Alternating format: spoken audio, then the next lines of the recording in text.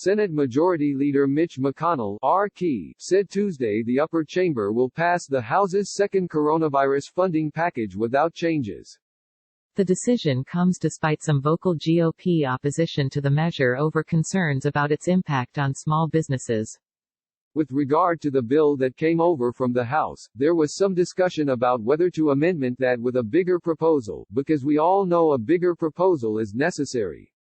But I've decided we're going to go on and vote as soon as the Senate can get permission to vote on the bill that came over from the House, send it down to the President for signature, McConnell told reporters.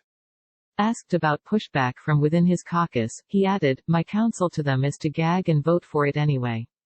The House bill provides up to 10 days of paid leave for some workers and bolsters unemployment insurance.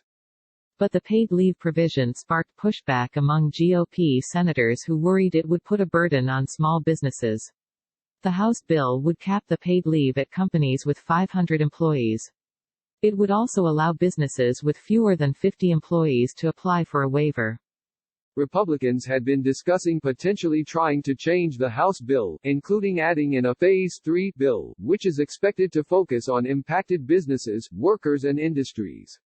Senator John Thune, SD, the number 2 Republican in the Senate, stressed that no final decision had been made on legislative strategy, underscoring the fluidity of negotiations between lawmakers and the White House.